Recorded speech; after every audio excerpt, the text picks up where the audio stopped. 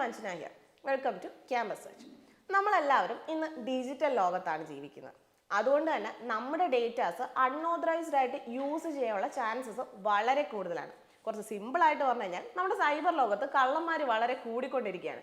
ഈ കള്ളന്മാരെ പിടിക്കുക എന്നുള്ളതാണ് നമ്മുടെ സൈബർ സെക്യൂരിറ്റിയിലൂടെ ഉദ്ദേശിക്കുന്നത്. നമ്മുടെ ഡേറ്റാസ് ഒക്കെ സേഫ് ആയിട്ട് വെക്കുക. അതായത് ഒരു പ്രശ്നം വരുന്നതിന് മുമ്പേ ആ പ്രശ്നം വരാതിരിക്കാനുള്ള മുന്നൊരുക്കങ്ങൾ എടുക്കുക. അതുപോലെ ഇനി ഒരു പ്രശ്നം വന്നു കഴിഞ്ഞാൽ അതിനെ ഐഡന്റിഫൈ ചെയ്ത് അതിനെ പഴയ ആ ഒരു രൂപത്തിലേക്ക് മാറ്റുക. ഇതൊക്കെയാണ് സൈബർ സെക്യൂരിറ്റി കൊണ്ട് ഉദ്ദേശിക്കുന്നത്. സോ ഇന്ന് നമുക്ക് സൈബർ സെക്യൂരിറ്റി ആയിട്ട് ബന്ധപ്പെട്ട ഒരു കോഴ്സ് നോക്കാം. BSc in cyber security. ഇതൊരു 3 ഇയർ ഡിഗ്രി കോഴ്സാണ്. അപ്പോൾ ഇനി നമുക്ക് ഈ ഒരു കോഴ്സിൽ എന്തൊക്കെയാണ് നമ്മൾ പഠിക്കുന്ന മെയിൻ ടോപ്പിക്സ് എന്ന് നോക്കാം.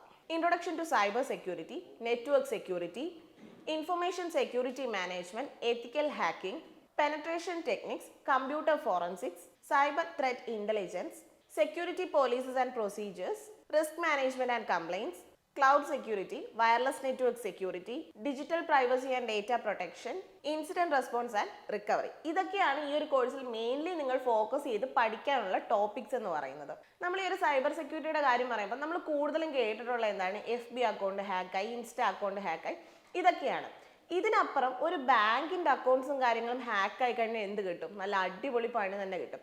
അപ്പം ഇത്തരത്തിൽ പ്രശ്നങ്ങൾ വരാതിരിക്കാൻ അതിനെ തടയുകയും അതുപോലെ തന്നെ നമുക്ക് നഷ്ടമായിട്ടുള്ള ഡേറ്റാസും കാര്യങ്ങളും റിക്കവർ ചെയ്ത് അതിനെ പഴയ രൂപത്തിലേക്ക് ആക്കുക എന്നുള്ളതാണ് ഈ ഒരു സൈബർ സെക്യൂരിറ്റി കൊണ്ട് ഉദ്ദേശിക്കുന്നത്. അപ്പം നമുക്കിനി ഒരു സൈബർ സെക്യൂരിറ്റി ഈ ഒരു കോഴ്സ്, ഈ ഒരു BSc സൈബർ സെക്യൂരിറ്റി കോഴ്സ് പഠിച്ചതിന് ശേഷം നിങ്ങൾക്ക് എന്ത് ജോലി കിട്ടും, അല്ലെങ്കിൽ എന്ത് ജോബ്, ഏത് പ്രൊഫഷനിൽ നിങ്ങൾക്ക് വർക്ക് ചെയ്യാമെന്ന് നോക്കാം.